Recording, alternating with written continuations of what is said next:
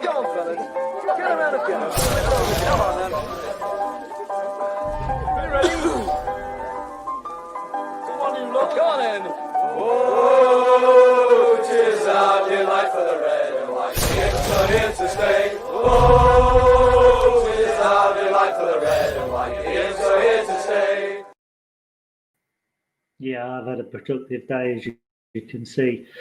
Right, I wanted to do a quick edition of In the Bar for a couple of reasons. For those of you that are tuning in thinking that the club are about to make an announcement, because that tends to be why I'm on, they're not. Hopefully the picture quality is a lot clearer than it has been in the past. I've got a new webcam, I've obviously been playing with some videos.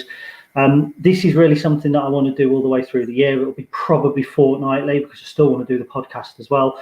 But this gives us an opportunity to do some filming around the ground and then play it back to you, and also just do, have a little bit of fun, get some guests on, which we haven't got today as well, unfortunately.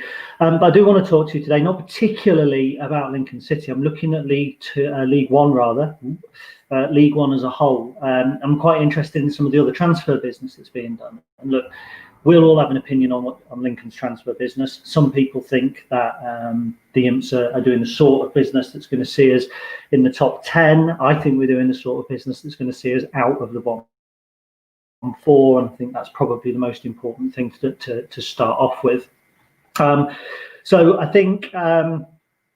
I think it's interesting that we don't really use our transfers and set them against other people's transfers and see how we feel we're doing against them. We judge our transfers on what we see, and a lot of fans, I don't think, look at some of the other teams. So I'm quite interested. I've had a look through all of the transfers in League One thus far this season, and I've picked out some highlights and some lowlights as well. So first of all, let's have a look at a couple of comments. Good afternoon, Mr. High Definition Hutchinson. Look at that in all of its glory. We haven't got any electricity in the bar at the moment, so it's all wires and that sort of thing kind of being dragged off through to the house. Lighting's a bit suspect. I've got the natural lighting from the door, which with the new webcam I can kind of show you there. So that's kind of why I'm a little bit blue by the looks of things. Good old Cornell. Fantastic to see you again, Cornell, top man.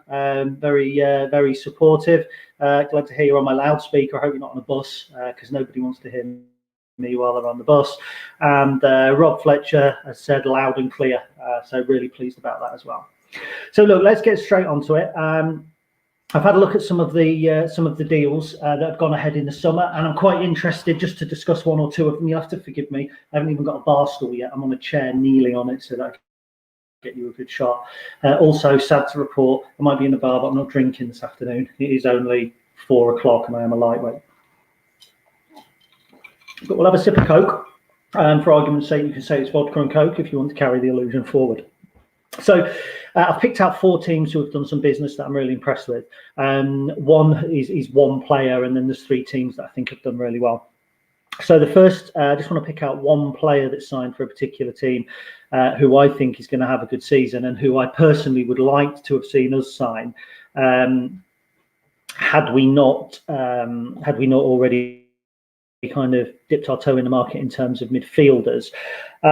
And that's Peterborough signing Ethan Hamilton yesterday. Now, Ethan Hamilton was on loan, I think, at Southend last season, Bolton last season, left Manchester United, signed permanently now for Peterborough United, 21 years old. I think he's the sort of player that's going to make them money. They're really good at that. They hit and miss. They missed with Alex Woodyard. They hit with the likes of Aston Blongo, Ivan Toney, their strikers, I know, but that's how Peterborough operate. I fancy Hamilton to do really well at this level. I fancy Peterborough still to do relatively well. They haven't lost an awful lot of players. When Tony finally does move, they'll have a bit of money to spend. I know the salary cap's in place, but with the players that they've existing players on $1,300 a week on average, they might be able just to do quite well and use their money wisely. So look, Peterborough are going to be amongst the favourites, like it or not. Their method and business model is what we aspire to, like it or not. We want to be them. We want to bring a striker in who costs us £500,000 and moves on for 13, because that's how we then become a championship club. We're not going to do it, I don't think, with Wycombe Way. I'm going to have to do something about how I'm sat. It's killing me. I don't think we're going to do it the Wycombe way. I think we're more likely to do it the Peterborough way. So yeah, Ethan Hamilton, really impressive. Cornell agrees Peterborough need to do well and move on. Luke, you can't knock Peterborough recruitment. Taylor from Barnet was one in January, which will make them a lot of money. You can't beat their recruitment. Long term, I think you might be able to say the same about us. Who knows? You know, certainly the likes of James Jones, I think, is one that could do really well for us. I think Walsh and Jackson are probably more functional. They don't quite fit. Teo Eden does, Anthony Scully does. So, you know, it remains to be seen. But that one I was particularly impressed with. Just quickly, Neil is in a proper bar. He's in the Anchor. Hopefully you've got the headphones in, Neil, because nobody in the Anchor wants to listen to this person. And Adam Bull says bar seems to be taking shape. Yeah, still a bit to do, Adam, to be fair. Still quite a bit to do. Picture needs walls need finishing off at the back, electricity, the bar needs varnishing, but we're getting there, and you know, it makes a nice backdrop, and hopefully we'll be able to get a few of you over. There'll be room next to me if we shuffle to one side, or I can record you on a match day and we can drop the video in as we've already done. So yeah, hopefully this is a decent format that you guys quite enjoy. Right, so good recruitment. Let's start at the top alphabetically and move down. Oh, so fidgety. Am I too low there? No, there we go. So we'll start at the top and we'll move down. I'm going to start with Blackpool. Now, Blackpool have been spending money in the summer, which morally doesn't entirely sit right with me. I think they bought CJ Hamilton. You know, we've had the undisclosed fee for Adam Palmer, but as I stated, I'm of the firmer belief that no money changed hands initially. It's my understanding that an undisclosed fee can be zero up front, followed by 20,000 on 40 appearances or 30,000 on promotion, and that can be an undisclosed fee. At this moment in time, Lincoln City are not spending money on players. Blackpool are, like it or don't like it, that's what happens. So the bought CJ Hamilton. He's not one that I'm going to particularly pick on. You know, it's going to be interesting to see how Hamilton adjusts to League One. I thought he had a poor season from Mansfield last season, but I really like two that they've signed. Jerry Yates is one. Jerry Yates played up top for Swindon last season, on loan from Rotherham. He played alongside Doyle. Played really well for them, scored quite a few goals. Had Rotherham stayed in this division, I think he would probably have gone on to play first team for Rotherham United. They didn't, they went up. So he gets his move and he goes to Blackpool. I fancy Yates to score a few goals at this level. I said the same about Blackpool last season when they signed Ryan Hardy from Rangers. I thought Hardy would do well. He didn't. Hardy's gone to Plymouth. That's the dog. But Yates, I do fancy to score a few goals for them. You know, they're really changing Blackpool. For a couple of years, they've relied on Delfonesso, whatever his name is. He's gone. Nandulit has gone. Jerry Yates has come in. Really interesting. Neil Critchley is the boss there. He was the Liverpool under-23 boss. I just fancy him. I think Blackpool are a club that are on the right trajectory. I think they made a mistake bringing Simon Grayson in last season. I think they've made an absolute solid decision in bringing in Neil Critchley. I think he's the sort of young, progressive coach that can get the best out of the players, and I fancy him. And also, not literally, and also, you know, he's going to be able to tap into things like the Liverpool pool of resources potentially for loans. The other player they've signed that I really like, and it kind of fits in almost with our model, is Ethan Robson. Now, he was at Sunderland. Sunderland youth, went out on loan to Grimsby last season. Sunderland released him. Blackpool snapped him up. He's a young player. Now, the thing about Sunderland is I think that, you know, they're in a lot of trouble at the moment. I think they're struggling financially. They bring good players through their academy, and then those players actually move on. And Ethan Robson is one of them. You look at the likes of George Honeyman, who came through their academy, played first team for them, was farmed out. You've got Josh Madger, you've got Joel Osorio. You've got Jack Diamond has come through their academy and done absolutely superbly for Harrogate, and he's likely to go back to Harrogate. So they produce good players. My dog's come in for a little bit of a shake. That's nice. So they produce good players. I think Ethan Robson is going to be one of those, and now he's going to go and work with Neil Critchley. I can just see him being really settling really well there. I fancy Blackpool for a top 10 finish. I said that last season, and they were poor in the second half of the season, to be fair, but I still fancy them now, especially with Neil Critchley. So that's some good business from there. The next team I'd like to talk about in terms of good business is Bristol Rovers.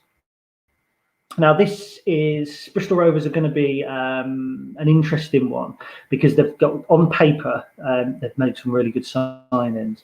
On the field, the new manager that came in at the middle of last season after Glockon left for Mansfield didn't do so well, and they plummeted. And I believe had the season continued, they would probably have only just finished outside the bottom four. Because they were on a terrible run of form. I thought when they came to ours earlier in the season, they beat us 1-0. I think Tom Nichols' dive and the penalty was put away. I thought they were awful. And I thought that they beat us by virtue of the fact that earlier in the week we'd lost our manager. And I know I found Bristol Rovers a real surprise last season that they even were up in the playoffs in the early part of the season. I was really surprised about that. So. But they're signing, I mean, I've written 3 names down here. Jack Baldwin has come in from Sunderland. Now, I know Sunderland didn't particularly like him, but while he was at Peterborough, he was a great player at League One. Went on loan to Salford last season. Jack's a centre-half. I think he's a traditional kind of League One, League Two centre-half. He's no nonsense. He can play a little bit of football.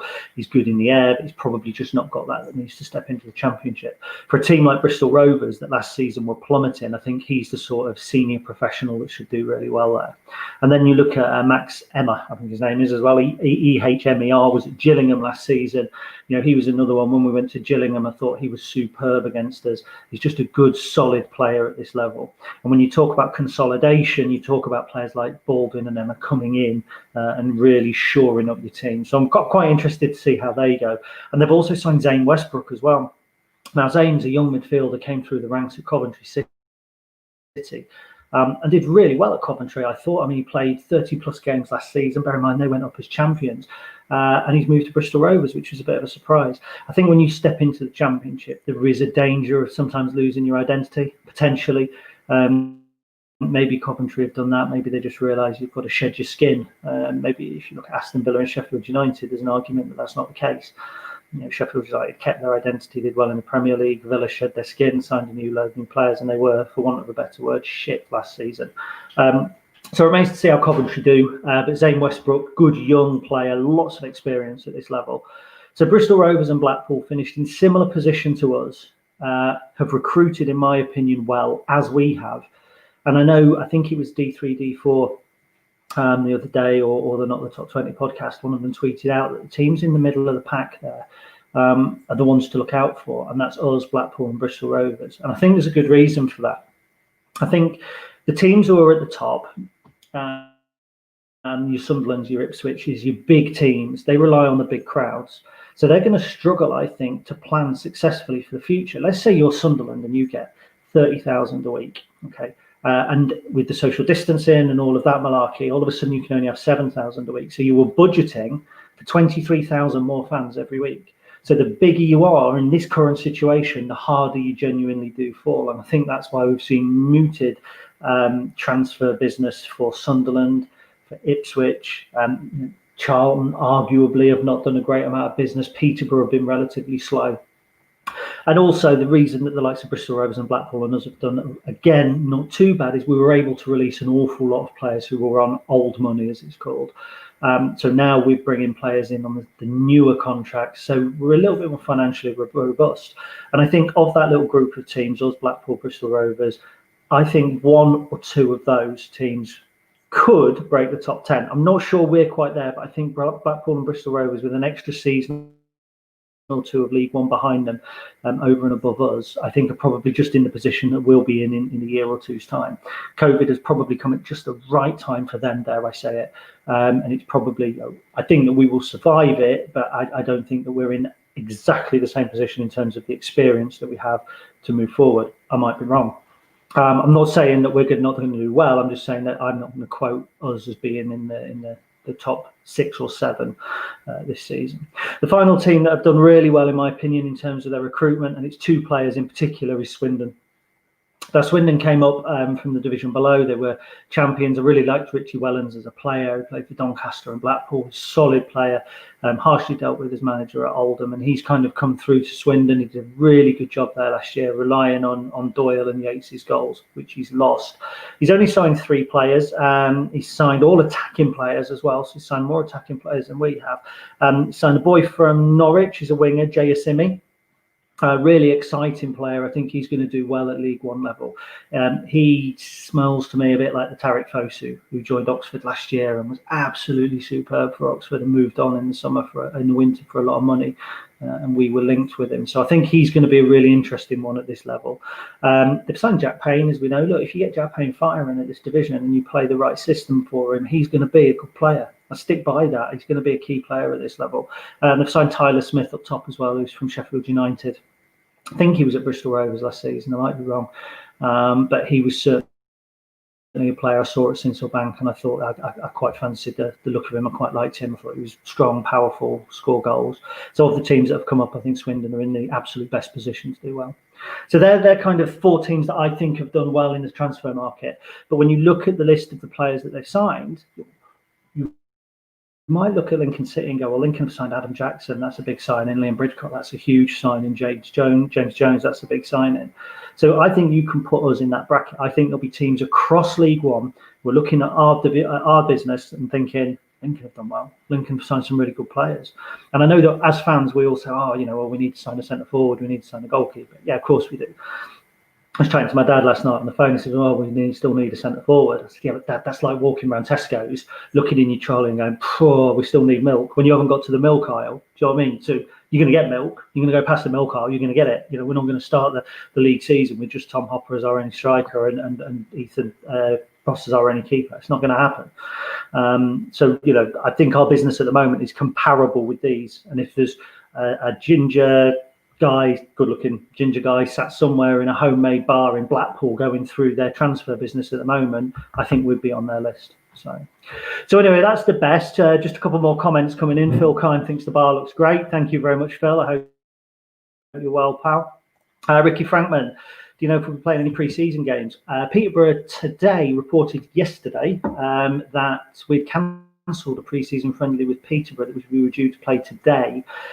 Of course, we'll play some pre-season games. That's going to happen. So who knows? Daryl Noon, did we get another payment for the Harry Toffolo transfer deal if the dog botherers stay up? Not sure, to be honest, Daryl. Don't know how that was structured. I would imagine potentially there was a small payment, but I don't know for sure. That's the honest answer. Elliot Taylor, Radio Lincolnshire was saying Gillingham could be dark horses for promotion. Well, that's really interesting, Elliot. That's timed incredibly well, because when I go on to the most suspect deals of the summer, segue, look at that. I've got Gillingham at the top of that list. Now, first of all, he won't watch this, I know, so it's relatively pointless. Actually, just 1 second. Let's wet the old whistle.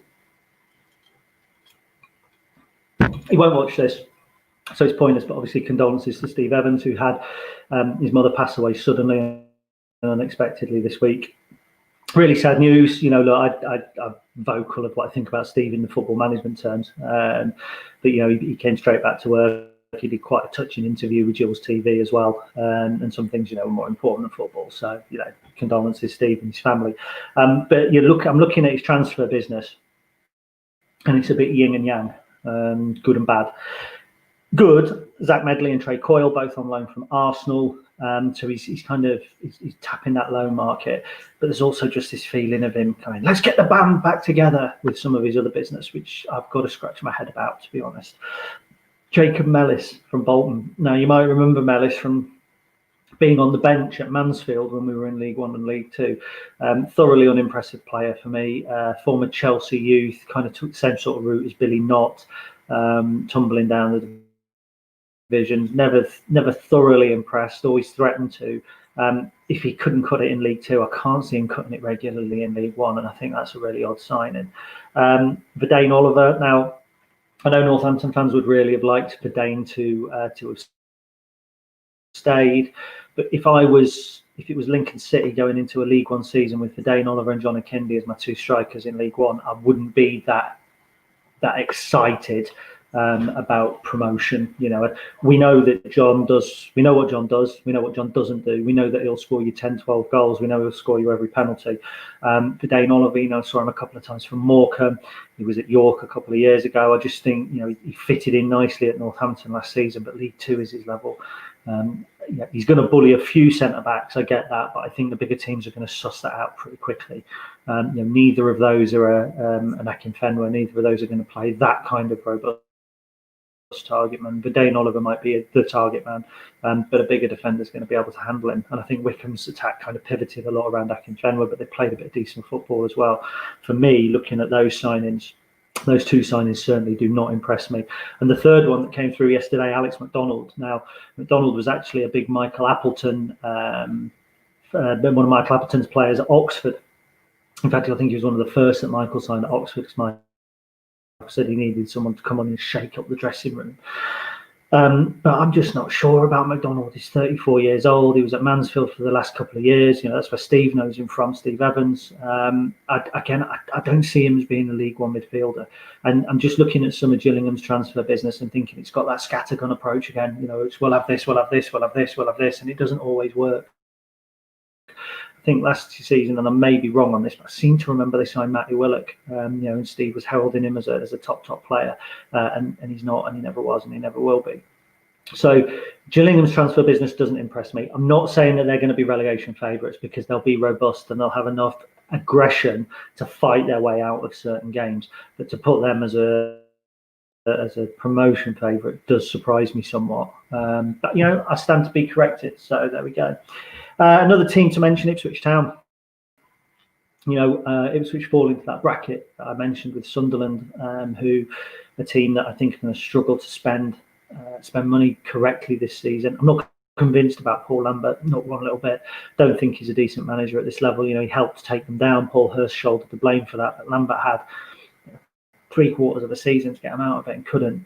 Last season, they came down with a decent squad. They spent some money on James Norwood and wages. They had Alan Judge, who's a top player. They had the likes of Luke Garbutt and players like that, and where did they finish? 10th? Because again, Lambert just didn't have it up here. And when they came to our place, you saw that. I mean, we beat them 5-3 and they were awful.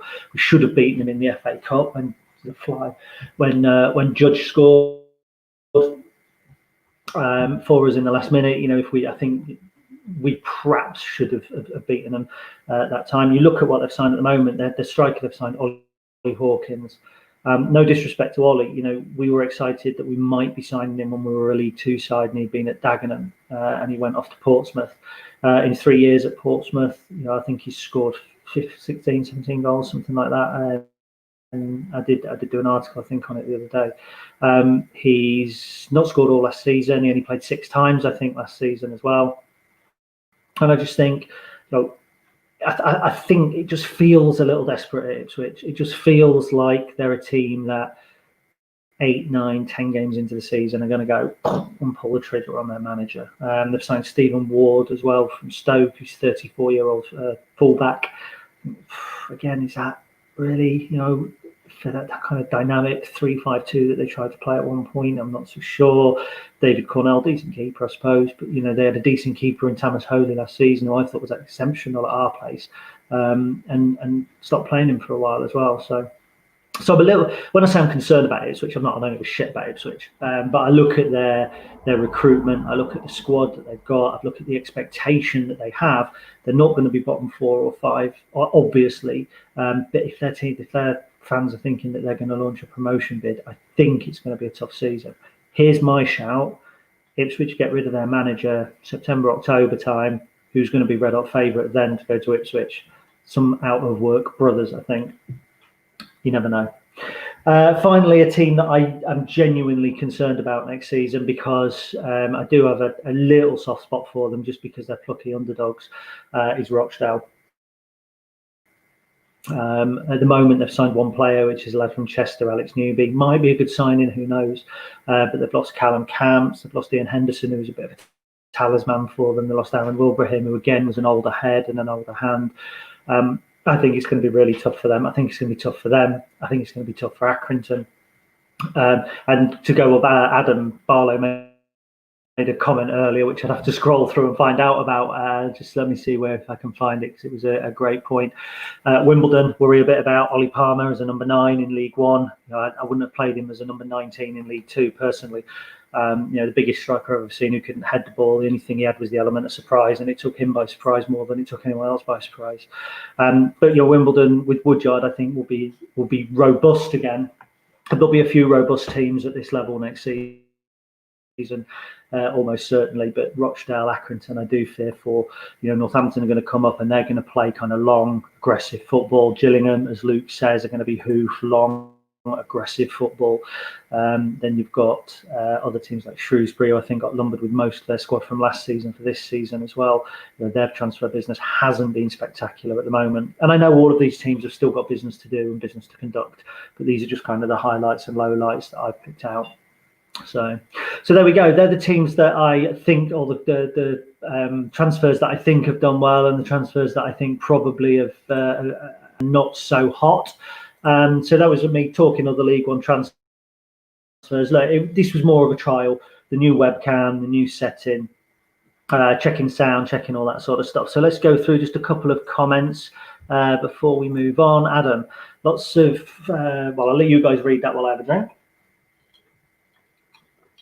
The question is, Adam, yes, they could. They could indeed.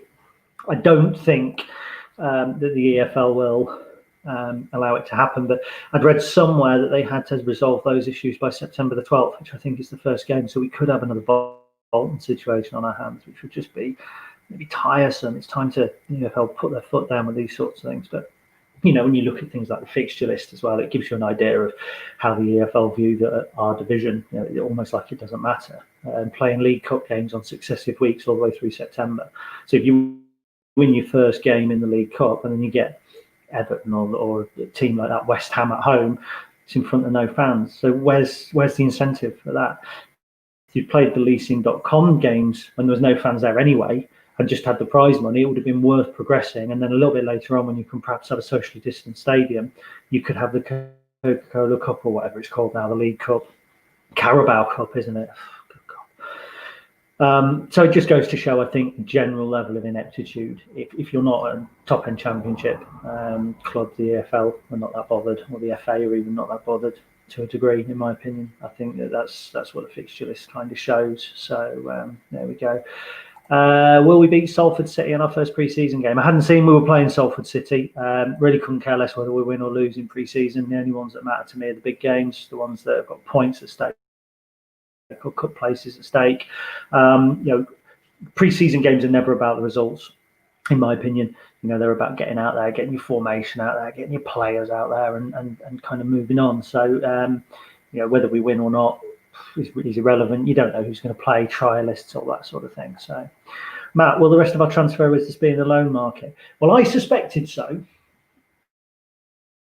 A little bird told me that we might just have the budget put aside for one more permanent player. Now, I don't know whether that's true or not. I would expect us to dip into the loan market. Lots of chatter about us taking 2 on loan in the next couple of days, certainly after the weekend. One would imagine that will be a goalkeeper. We were linked with Alex Palmer earlier in the week. Exactly the sort of keeper I thought that we'd be linked with. Young, senior experience already to his name. Remember Kieran O'Hara had the season at Macclesfield and then went on loan to Burton, the division above. So Alex Palmer's very much like that. Had the season at Plymouth, did significantly better at Plymouth than O'Hara did at Macclesfield, and O'Hara was great at Macclesfield. So if we do get him, that will be a huge boost. We'll have a very good keeper on loan, and we'll have a decent backup, as I understand, who we're hoping, I think, develops into an eventual first-team keeper for us. I expect us to bring an attacking player in on loan. I expect us maybe to even bring in 2, whether it's a wide player. Certainly, I'd expect us to bring a striker or somebody who can play across the front. Had some talk about Tyrese, John Jules. Not so sure about that because I don't think we would be able to guarantee John Jules games through the centre, which I think Arsenal would like. But you never know. We shall have to see. Chris Graham, agree totally about our recruitment so far. It's looking good. Would be cracking to get Tyler Walker back in. Any information about what Joe Morel is doing? 2 players who won't play for us next season, in my opinion. I think Joe Morel, if we signed him, would be overkill with McGrandles and Bridcut and Jones. Not saying he wouldn't be a top player, of course, but I think if we were going to sign Joe Morel, or there was a hint that we would, that would already have been done. Tyler Walker's been done to death. The noises I'm hearing is that that's never been on the cards. We've commented on it, we've talked about it, but I think it's dead in the water. My understanding is that Tyler would want big wages. Maybe if there's a readjustment there, and that's not him being greedy, that's his market value. Remember, if we were looking at a player who'd scored 25 goals in League Two and then 17, but if you prorated it up, he'd have another 20 goal a season, League One season. So a player who should be moving to a lower end Championship side, should be moving to a Coventry or a Rotherham or something like that, because you do the business there. He's not going to move to Lincoln City. Let's have a quick look. Elliot Taylor agrees about Gillingham's price at Radio Linkage's prediction. Predictions are just out there, their opinion, aren't they? Might be wrong. I shouted Gillingham to struggle last season under Steve Evans, and they didn't at all. I shouted Wickham to struggle, and they went up. So you really do never know, unfortunately. Cornell, are you confident we'll get Callum Morton? I'd say it wouldn't surprise me if we got Callum Morton. For those who don't know, Callum played for Northampton last season, helped them get up, big part of promotion. I think it was probably a bigger force for them than Dane Oliver was, certainly in the latter stage of the season. He helped get them through the playoffs. I think that he would be a great signing for the club. I think that we would be likely to be at the front of the queue for a West Brom player. You would hope. West Brom will know Michael. He was in charge there under 23s. He's obviously somebody that West Brom as a club trust with the development of young players, because he was doing it there for them. So it wouldn't surprise me at all if we signed Callum Morton. But at the same time, I wouldn't say that we're definitely going to sign him. You don't know, do you? That's the beauty of it. Only people that knows are Michael, Jez George, Liam, and that sort of people. So, but it would be a good signing. Sean Simon's easy. Evening, mate, to you. My favourite flavour of crisps at the moment are those ridged ones, the hot ones, chicken wing or whatever, cracking stuff. A couple more for Cornell, and then we will be done. Cornell, who do you want to see us get in the Carabao Cup? Honestly, Cornell, I want to see somebody that knocks us out in the first round. I don't want our early league season punctuated every Tuesday by having to play Carabao Cup games when there's no fans coming into the stadium. The prize money's not worth it. So let's just get somebody and get us knocked out. Really, that's my honest feeling on it. Let's go for an FA Cup run when things have settled down a little bit, but we do not want any additional pressures on our young squad early doors. And for me, over and above every other competition, it's the league. We've got to stay in League One. I think we will, but we've got to get a good start, get some points on the board, get some confidence in the team. And the last thing we then need is players going down injured because they're in some pointless cup game that we're not going to win. We're not going to get to Wembley, and we're not going to get a big draw in the next round as fans to enjoy. So what's the point of it? It's ridiculous. And speaking of pointless, leasing.com trophy, I'm not as against the leasing.com trophy as I am the Carabao Cup. I don't care who we get in it. When you look at some of the Category A academies, there's some decent young teams in there. I've got no problem with us playing under 21 teams, especially not if we were playing them early on and there's no pressure to go. There's no crowds there, whatever. Prize money's decent. I don't think it's leasing.com this year. From what I read, I might be wrong. I think it's sponsorless. I don't know how that affects the prize money. You would hope not. But you win your 3 group games and then one next round game in the leasing.com or whatever you want to call it, you've earned a bit. You win 2 games in the Carabao Cup with no teams in front of you, and you haven't. We got great memories from beating Huddersfield last season. Great night against Everton. Financially for the club, the big bonus came from the fact that we had Everton and we got a full house. Prize money's not great, so. And with how congested the fixtures are going to be, we need as few games as possible this season just to keep ourselves focused on the field at establishing in League One. We want to be a League One side for the foreseeable future because that's a springboard to the Championship, and we want to slowly but surely build a squad as well. And you don't do that by go for broke in the Carabao Cup. No surprise that Burton tumbled, I think, didn't they? I think they began to struggle a little bit in the league because they had the cup run, but they've made money off the Carabao Cup because they got to the last stages a couple of years in a row, and so it was a bonus to them. But what did it do for MK Dons? They got played Liverpool at their place, got beat. It's pointless for me unless you've got fans in the stadium. So look, that's that. 30 odd minutes of me talking. This is probably the first proper in the bar that we've ever done. I know I did one before, but this is the first one that's going to kind of take a format. Going to look at when the matches are on and when we can get some fans there. Going to start probably trying to film a little bit at the ground, drop some videos in, which I can of course do. But anyway, thank you very much for watching. This will obviously be live on the YouTube channel relatively soon, so if you're watching back, thank you for watching back. and they're not filmed at any particular time, so it is hit and misses when you're free. What we'll do to play out, I'll play out the little jingle video because I'm not sure that everybody saw it, so we'll play that out and then disconnect. Look, thank you again. If anything happens during the week, transfer wise, I'll try and be on it. I'll try and not be in my mum's lounge with a load of scary looking dolls behind me. And we'll try and do some additional content. Ben and I will be recording a podcast where we'll be talking more in depth about Lincoln over the coming days as well. So all something to look out for. But in the meantime, thank you very much for joining us. Enjoy your Saturday night, and I'll play out with my jingle. Go on, fellas. Get around the go. Come on, then.